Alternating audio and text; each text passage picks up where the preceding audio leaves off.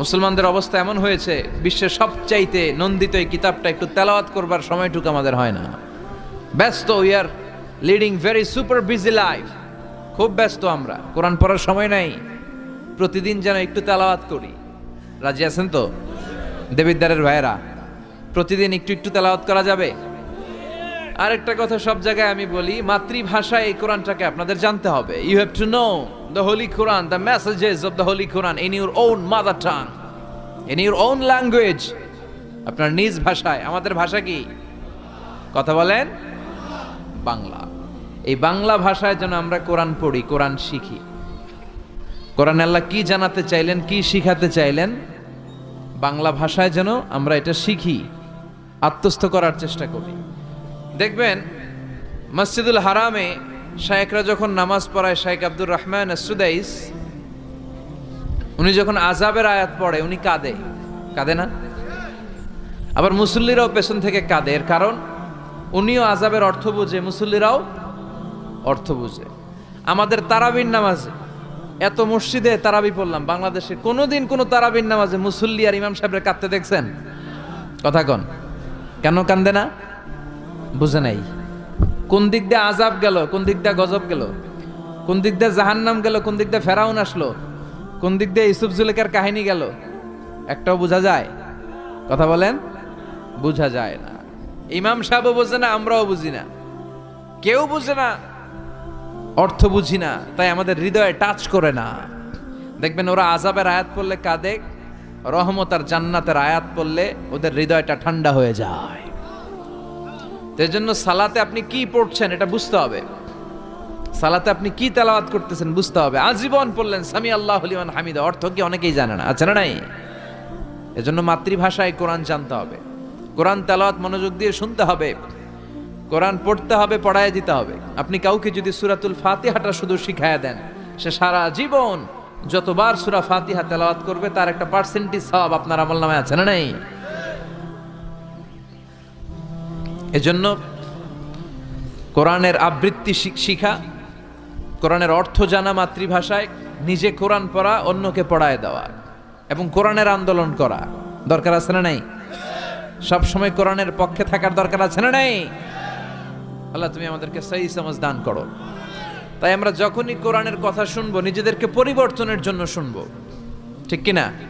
আমার আখিরাতটাকে সুন্দর করার জন্য শুনবো। আমাদের তাফসির মাহফিলগুলো হয়ে গেছে এখন শোডাউন, অনেক লোক জড়ো হইতে হবে, স্লোগান হইতে হবে, এগুলো আছে না নাই? আমাদেরকেও বেঁধে দেয় অনেক জায়গায়, হুজুর আপনার কিন্তু আজকে মাহফিল কাঁপাইতে হবে। কি বলে? কাঁপাইতে হবে। কিন্তু অনেক জায়গায় বলে হুজুর আপনার জমাইতে হবে। কি বলে? জমাইতে হবে। আবার অনেক জায়গায় বলে হুজুর আপনার কিন্তু মাহফিলটা ধরে রাখতে হবে। কি করতে হবে?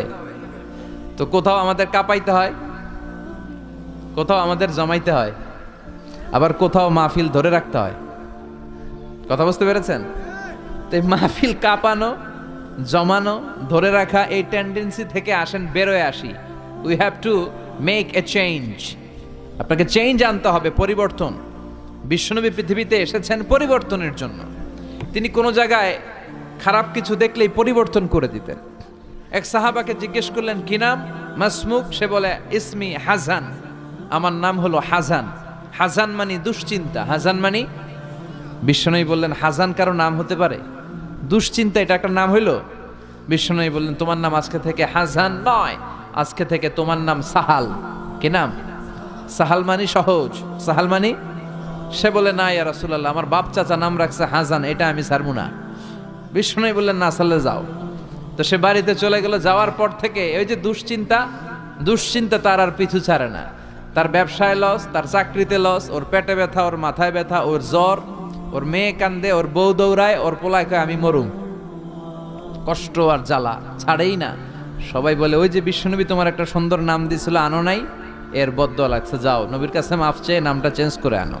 হাজান ফিরে গেল বিশ্বনবীর কাছে, যে বলে ইয়া রাসূলুল্লাহ আমার হাজান নামের দরকার নাই, গোষ্ঠী কিলাই হাজান, আপনি কি নাম কইছিলেন ওইটা কোন? আবার বিশ্বনবী বলে আমি বলছিলাম আন্তা সাহাল।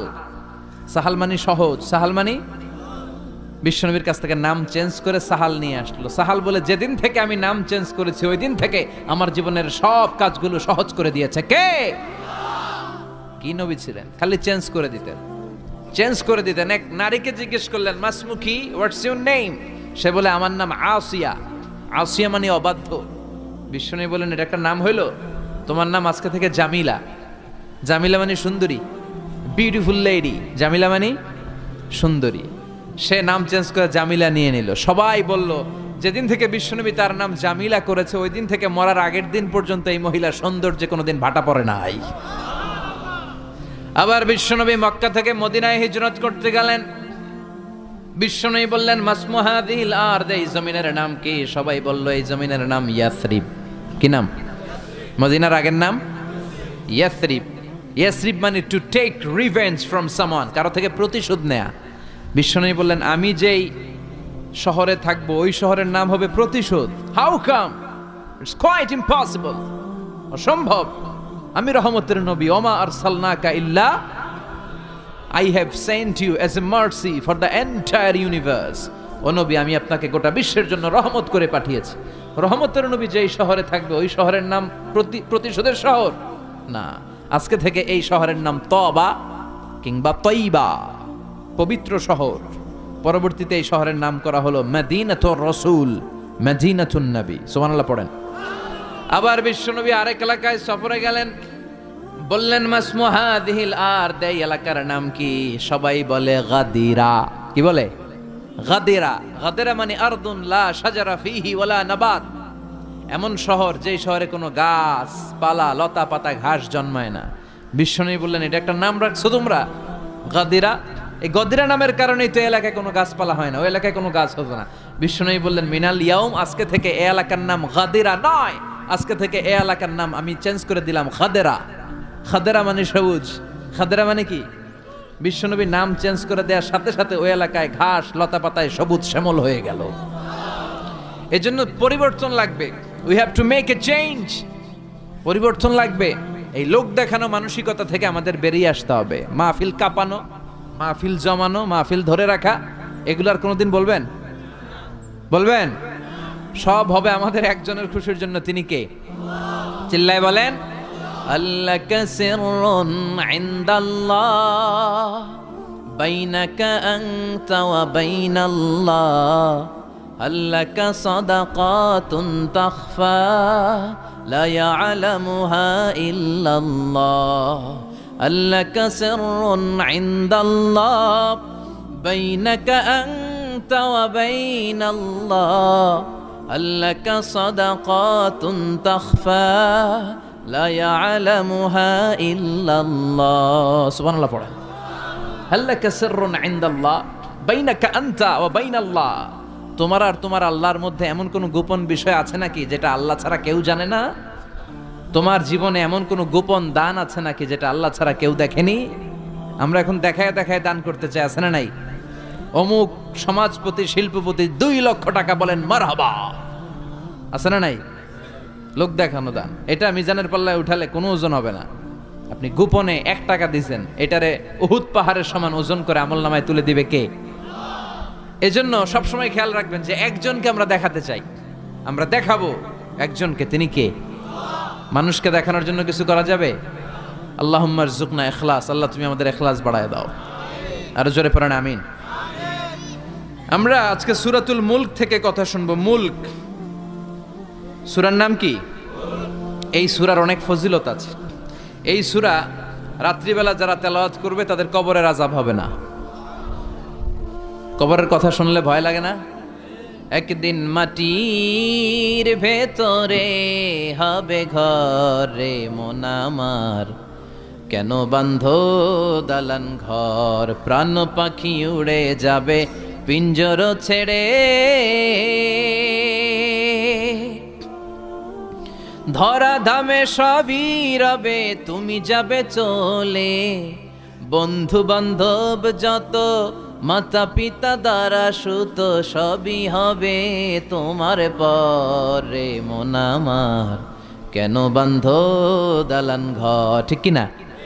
চলে যেতে হবে, কেউ থাকতে পারবো না। কিন্তু এই জিনিসটা আমাদের স্মরণেই আসে না। এত ব্যস্ততা, এত মায়া জাল, এত মায়ার জালে আমরা আটকে আছি। এত ব্যস্ত লাইফ, সকালবেলা অফিস, বিকেলবেলায় অমুক কাজ, তারপরে অমুক কাজ, একটার পর একটা কাজ চলতেই থাকে। এই ব্যস্ততার কারণে আমাদের জীবনটা সুপার বিজি লাইফ আমরা লিড করছি, আমাদের জন্য সময়ই নাই, কিন্তু চলে যেতে হবে। এজন্য সাইয়েদনা ওমরে ফারুক বলছেন, মুতু ক্বাবলা আন তামুতু, মরার আগে একবার মরো। হাসিবু ক্বাবলা আন তুহাসাবু আলাইকুম, তোমার হিসাব নেওয়ার আগে তুমি তোমার একবার হিসাব নাও। আমাদের প্রত্যেকের নিজের একটা হিসাব আছে না নাই? কথা বলেন। নিজে খাতা কলমের মধ্যে একটু লিস্ট করবেন যে আমি জীবনে এই ভালো কাজ করেছি, এই খারাপ কাজ করেছি, আসলে আমার অবস্থানটা কই হওয়া উচিত। নিজে খাটের মধ্যে একবার শটাং হয়ে মরার মতো শুয়ে থাকবেন, ভাববেন যে আমি মরে গেছি। ভাবেন না কি হবে, ছেলেমেয়েরা কান্না করবে, আত্মীয় স্বজন কান্না করবে, মাইকে অ্যানাউন্সমেন্ট হবে, অমুক এলাকার অমুক ভাই আমাদের মাঝে দুনিয়ায় নাই। বিশাল দেবিদ্বারের ময়দানে আপনার জানাজা হবে, খাটিয়াতে করে নিয়ে যাওয়া হবে। শুয়ে শুয়ে ভাববেন, আগে থেকে খুদে রাখা কবরে আপনাকে ফেলে বাঁশ দিয়ে উপরে মাটি চাপা দিয়ে চলে আসবে। অন্ধকার, শুধু অন্ধকার। এই অন্ধকার যেন শেষ হতে চায় না। This is the nature of life. এই তো জীবন। কথা বলেন ঠিক কিনা?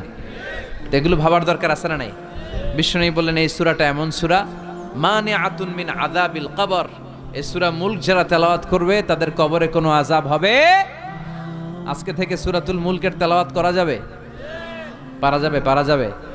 আসেন না নিজেদেরকে একটু পরিবর্তন করি, আসেন না নিজেদের আমলের ঝুলিতে আরো কিছু বাড়াই, নিজেদের আমলগুলোকে সুন্দর করি, নিজেদেরকে আর একটু পরিচ্ছন্ন করি। প্রতিদিন রাতে সূরাতুল মুলক তেলাওয়াত করবেন ইনশাআল্লাহ। কইতে পারলেন না? 2 নম্বর ফজিলত, শাফাআত লি সাহিবিহা।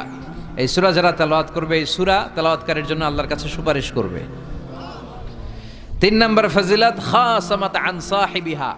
এই সূরাটা কিয়ামতের দিন এই সূরার তেলাওয়াতকারীর পক্ষে আল্লাহর সাথে তর্ক করবে, ডিবেট করবে। কতক্ষণ? হাত্তা আদখালাহুল্লাহুল জান্নাহ, যতক্ষণ না আল্লাহ তাআলা এই লোকটাকে জান্নাতি বলে ঘোষণা না দেয়। আল্লাহ যতক্ষণ অ্যানাউন্স করবে he is from paradise, he will enter the paradise, আমার এই বান্দা জান্নাতে ঢুকবে, এই সার্টিফিকেট দেওয়ার আগ পর্যন্ত এই সূরা সামনে দাঁড়ায় আল্লাহর সাথে তর্ক করতেই থাকবে। আবার বিশ্বনবী বলেন, মান ক্বারা বিহা ফি লাইলাতিন ফাকাদ আকসারা ওয়া আতাবা। রাত্রি বেলায় যেই ব্যক্তি এই সূরাটা তেলাওয়াত করবে তার রাত্রিটারে বরকতময় করে দিবে কে? এজন্য বিশ্বনবী বলতেন, আমি চাই আমার প্রতিটা উম্মতের হৃদয়ে এই সূরাটা গাঁথা থাক। আমার নবী চাইতেন আমাদের অন্তরে যেন এই সূরাটা মুখস্থ থাকে। আমরা চাই না? 30টা মাত্র আয়াত। কয় আয়াত? সবাই বলেন কয় আয়াত? প্রতিদিন এক আয়াত মুখস্থ করলে আমাদের পুরো সূরাটা মুখস্থ করতে লাগবে কয়দিন? 30 দিন। 1 মাসের চেষ্টা এই সূরাটা মুখস্থ করা যাবে না? দেবিদ্বারের ভাইয়েরা, করা যাবে? আওয়াজ করে পড়েন ইনশাআল্লাহ।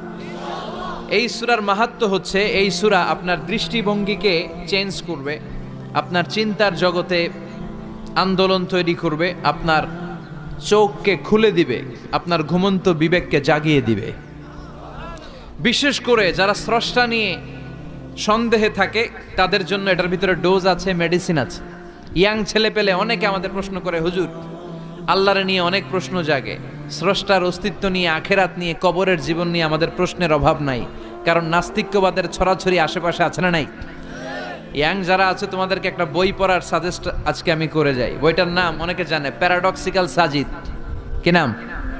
লেখক হচ্ছে আরিফ আজাদ। লেখক কে? আরিফ আজাদ। বইটার নাম প্যারাডক্সিক্যাল সাজিদ। গত 21শে বইমেলায় এটা দ্য বেস্ট সেলার হয়েছিল, এজন্য নাস্তিকদের মাথা গরম। কথা বলেন। এই বছর সে আরেকটা বের করছে, প্যারাডক্সিক্যাল সাজিদ 2। এটা গতকাল থেকে বইমেলায় পাওয়া যাচ্ছে, 21শে বইমেলায়। এই প্যারাডক্সিক্যাল সাজিদ 1, প্যারাডক্সিক্যাল সাজিদ 2 প্রতিটা যুবকের সাথে সাথে রাখার দরকার, ঠিক কিনা? It's an eye opener for you. এই সূরাটা আপনাদের জন্য আই ওপেনার, চোখ খুলে দিবে। একটু চিন্তা করলেই বুঝবেন যে নাস্তিকদের যুক্তিগুলো খুবই হালকা। ওরা স্রষ্টাকে মানতে চায় না, আল্লাহরে মানতে চায় না। এর কারণ ওরা বলে আনসিন ইজ নাথিং, যেটারে দেখি না ওইটা মানি না। নাউজুবিল্লাহ পড়বেন না? কিন্তু ওরা ওদের জীবনে অনেক কিছু দেখে না, ওরা মানে না। কথা কন। আচ্ছা, আপনি আপনার জীবনে সরাসরি চোখ দিয়ে আমেরিকা দেখছেন? কথা কয় না। তা আমেরিকা যে আছে মানেন না? যারা এখনো হজে যান নাই, যারা এখনো যান নাই, কাবা ঘর নিজ চোখে সরাসরি দেখছেন? টিভিতে না, টিভিতে তো সবাই দেখছি। সরাসরি কাবা ঘর দেখছেন? তো আপনি যে দেখেন নাই, আপনি সৌদি আরব যে আছে কাবা ঘর যে আছে মানেন না? নাস্তিকরা বাতাস খালি চোখে দেখে না, দেখে, কিন্তু নাস্তিকরা বাতাস মানে না। Why do you believe on that? তো বাতাস মানুষ কেন? তোর দাদা তোর বাবা কোনোদিন বাতাস দেখছে? তুই তোর চোখ দিয়ে কোনোদিন বাতাস দেখেছিস? Do you see the air in the atmosphere? উত্তরে বলবেন no. So why do you believe on that? বাতাস বিশ্বাস করো কেন? Do you see the migraine pain when someone feel in his head? কেউ যখন মাথা ব্যথা অনুভব করে বলে যে আমার মাথাটায় প্রচন্ড ব্যথা, ওর যে মাথা ব্যথা দেখা যায়? কথা বলেন। ভাইজানের মাথা ব্যথা প্রচন্ড দেখা যাচ্ছে? মাথা ব্যথা থাকলেও মাথার অবস্থা যা, না থাকলেও এটা দেখা যায় না। So why do you believe on that? মাথা ব্যথা দেখা যায় না তো বিশ্বাস করস কেন? এগুলো কপাল পড়া, এগুলো হচ্ছে নাম্বার 1 হাদারাম উল্লুক্কা পাঠা। এদের দলিলগুলো একেবারে নড়বড়ে। কুফানগরীতে এক নাস্তিক ছিল, সে বলে বেড়াতো আমি আল্লাহরে দেখি না তাই মানি না। কুফানগরীর লোকজন বলে আমাদের এক ইমাম আছে নাম নু'মান ইবনে সাবিত, ওনার সাথে বসলে তুমি আল্লাহরে দেখতে পাবা। সে বলে তাই, তাহলে তোমাদের ইমামকে ডাকো। সাইয়েদনা ইমাম আবু হানিফা টাইম দিলেন, এই জুমার দিন, আজকে জুমার দিন না, এই জুমার নামাজের পরে ঠিক ভর দুপুরে 2টায় সবাই আমরা একত্রিত হব। নাস্তিকও আসবে, সাইয়েদনা ইমাম আবু হানিফাও আসবে। জুমার সালাতের পরে লোকের বন্যা বয়ে গেল, বাঁধ ভাঙা জোয়ার, অনেক মানুষ। নাস্তিক এসেছে, লক্ষ লক্ষ লোক এসেছে, আসে নাই ইমাম আবু হানিফা। আসে না আধা ঘন্টা, 1 ঘন্টা, 2 ঘন্টা পরে আসছে। নাস্তিক বলে এই তোমাদের ইমাম যার কোনো সময়ের জ্ঞানই নাই, এর সাথে কিসের তর্ক? সাইয়েদনা ইমাম আবু হানিফা বলে ইনদি উযর, আমার ওজর আছে। কি ওজর? সাইয়েদনা ইমাম আবু হানিফা বলেন আমি ঘর থেকে বের হয়ে আসার পথে একটা নদী পার হয়ে আসতে হয়। আজকে এসে দেখি নদীর মধ্যে কোনো মানুষ টানুষ নাই, নৌকা নাই, মাঝি নাই, কিচ্ছু নাই। তো হঠাৎ দেখলাম পাশে বিশাল বড় একটা গাছ, এই গাছটা এমনি এমনি 2 ভাগ হয়ে গেল।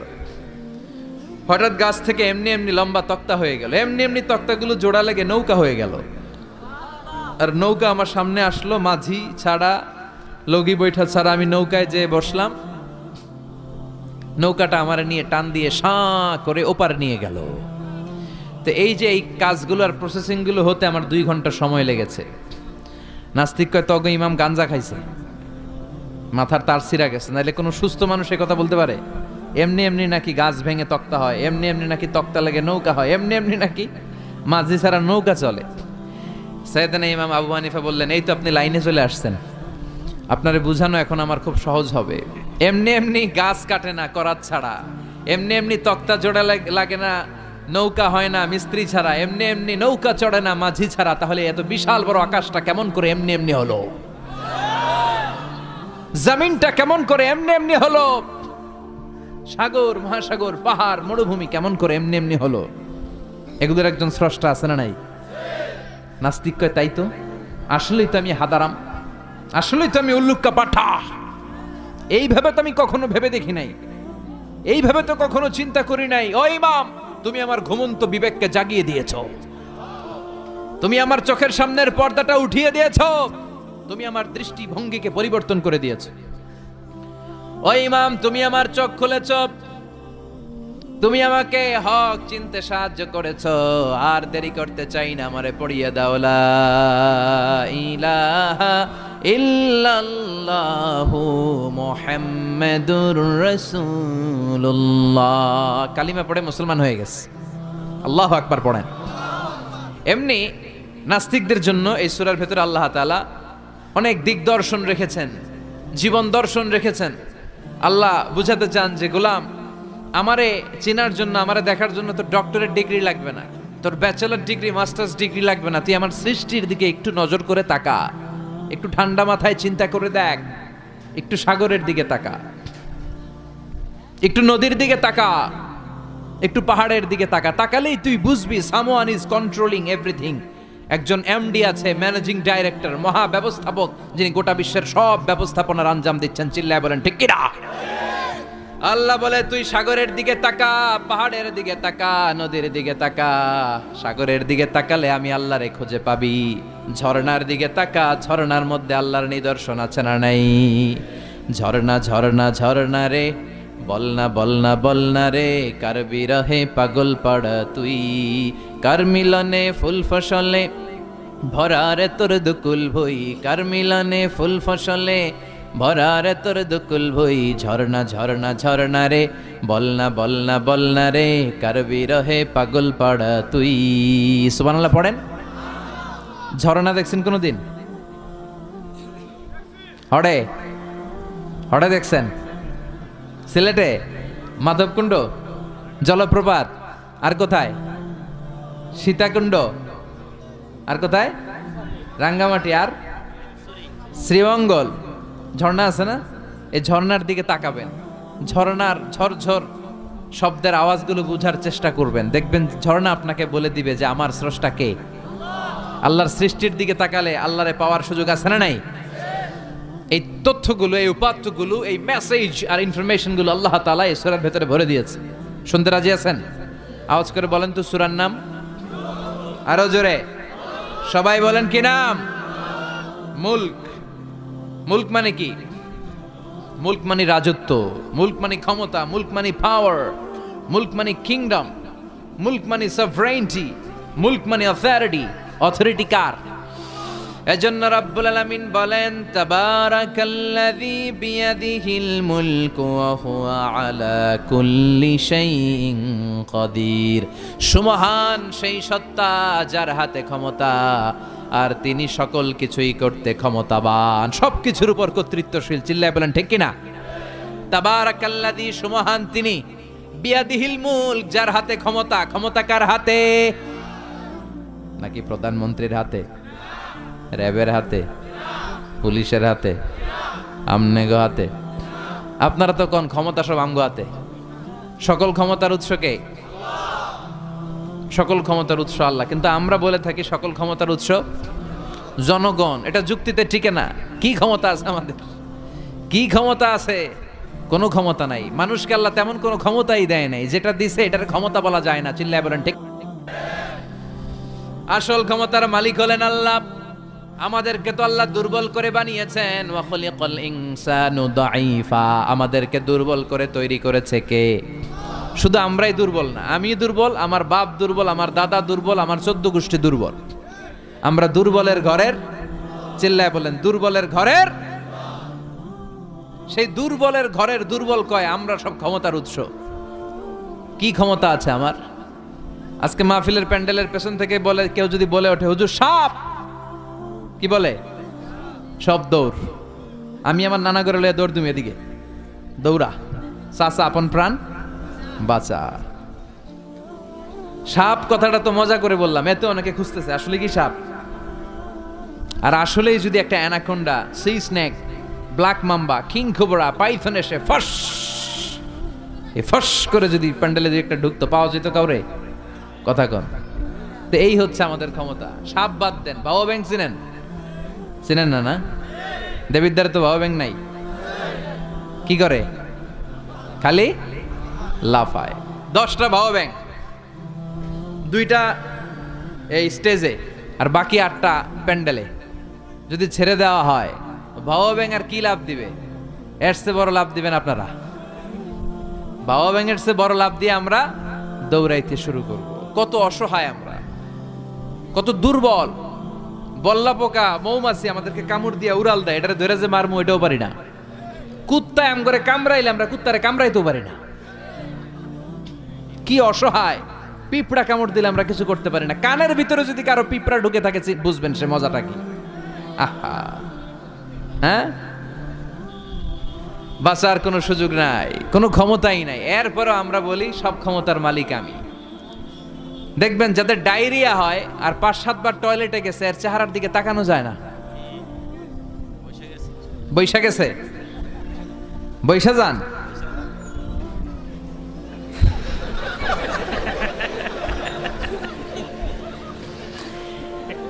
তো এই হইল আমাদের অবস্থা।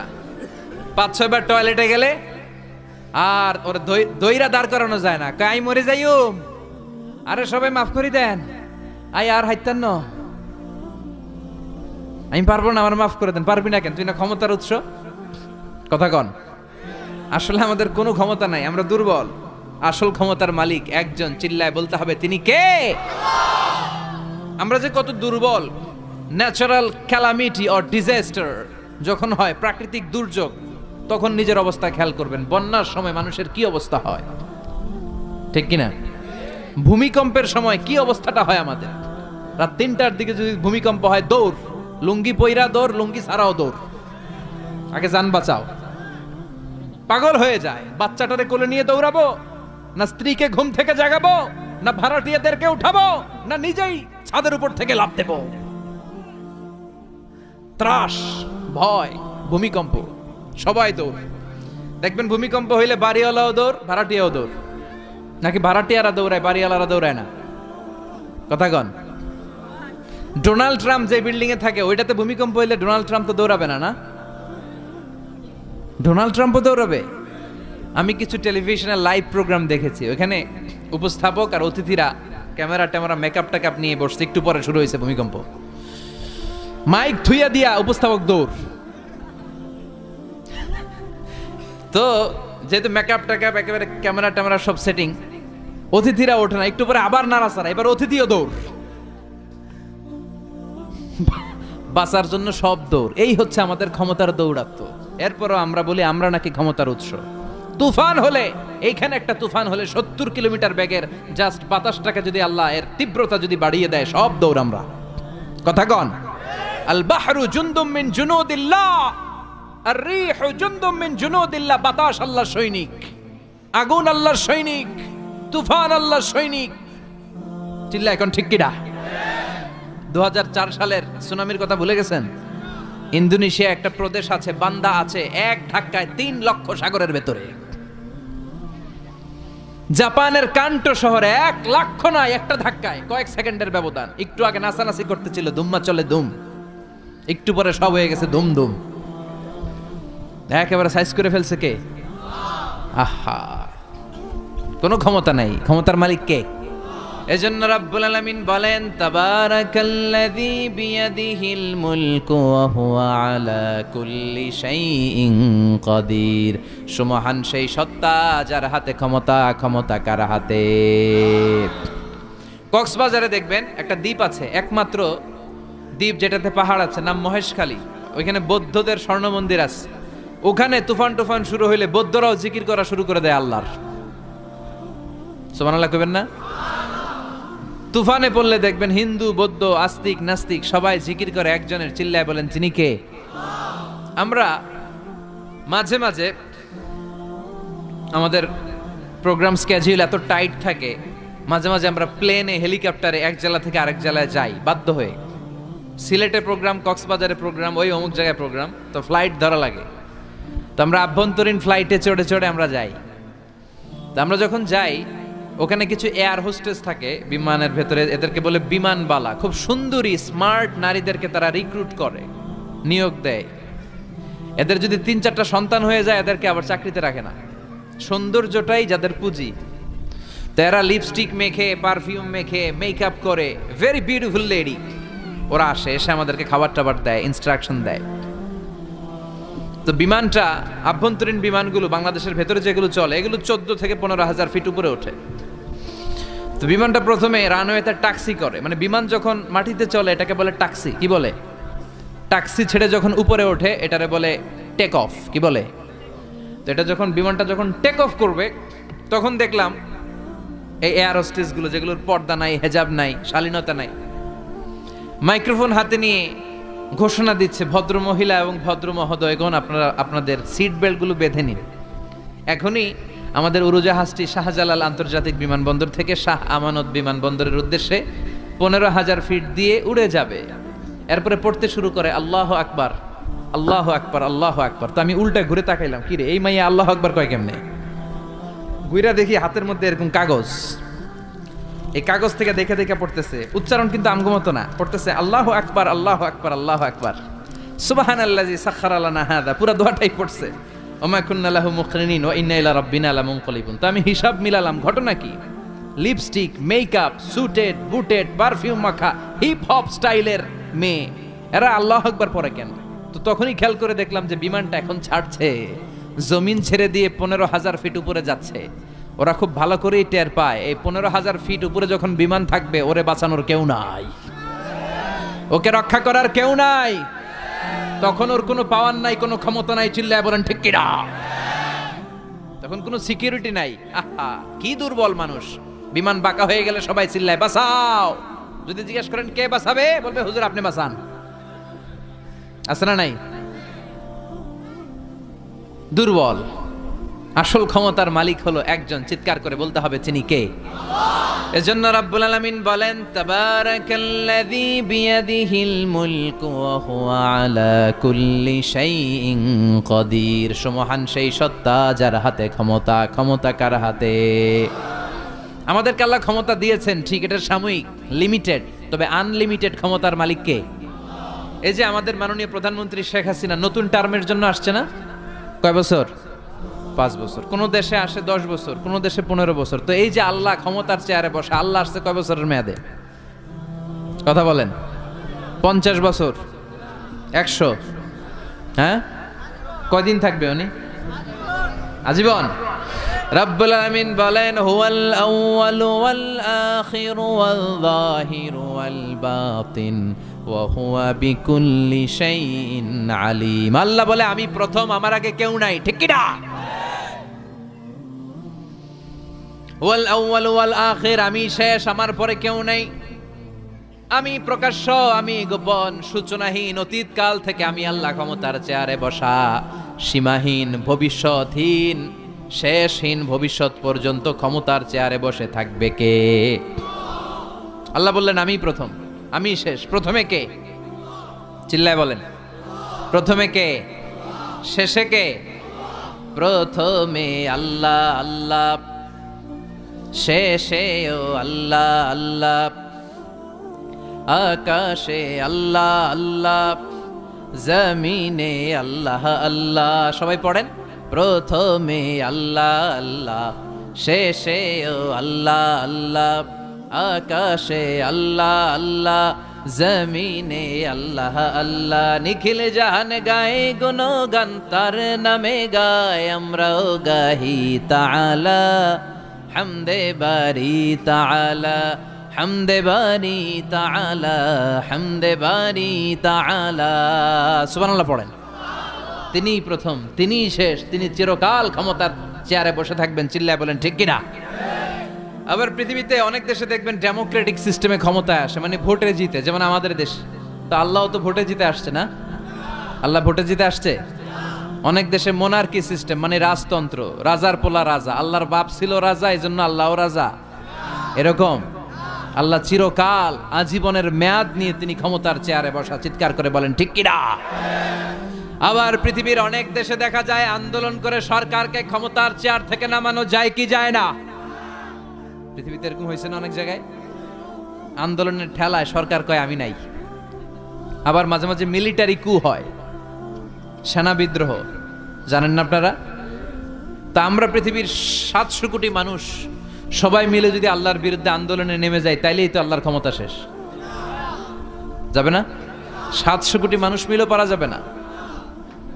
আচ্ছা, জিন জাতি যদি বলে ও মানুষেরা তোদের সাথে আমরাও আছি, মানুষ জিন ভাই ভাই, আল্লাহর আর রক্ষা নাই, আল্লাহর গদি শেষ। আচ্ছা, ফেরেশতারাও যদি বলে ও মানুষ ও জিনেরা তোগুলোকে আমরাও আছি, 3 দলীয় মহাজোট, আল্লাহর চেয়ার উল্টে যাবে নাকি? কথা বলেন। আল্লাহ বলেন ওয়ালাম ইয়াকুল্লাহু শারীকুম ফিল মুলক, আমার ক্ষমতায় কোনো পার্টনার নাই। কুলিল্লাহুম্মা মালিকাল মুলক, আমি ক্ষমতার মালিক, এই ক্ষমতা কেউ ছিনায় নিতে পারবে না। গোটা বিশ্বের সবাই মিলে যদি আমার বিরুদ্ধে আন্দোলন করিস, আমার ক্ষমতার 1 ইঞ্চিও কমবে না। চিল্লায় বলেন ঠিক কি না। সে আল্লাহ বললেন তাবারাকাল্লাযী বিয়াদিহিল মুলকু ওয়া হুয়া আলা কুল্লি শাইইন কাদির। সুমহান সেই সত্তা যার হাতে ক্ষমতা। ক্ষমতা কার হাতে? ওয়া হুয়া আলা কুল্লি শাইইন কাদির, তিনি সব বিষয়ে ক্ষমতাবান। ফাআলুল লিমা ইউরিদ, যা চান তিনি তাই করতে পারেন। তিনি কে? তিনি পাহাড়কে দরিয়া করতে পারেন, দরিয়াকে পাহাড় করতে পারেন, ধনীরে গরিব বানাতে পারেন, গরিবরে ধনী বানাতে পারেন, সম্মানিতকে অপমানিত করতে পারেন, অপমানিতকে সম্মানিত করতে পারেন। চিৎকার করে বলেন ঠিক কি না। তিনি ক্ষমতার মালিক। সকল ক্ষমতার উৎস হচ্ছেন তিনি। সকল ক্ষমতার উৎস আমরা জনগণ। আর কোনোদিন বলবেন? দেবিদ্বারের ভাইরা, তাহলে চিল্লায় বলেন তো সকল ক্ষমতার উৎস কে?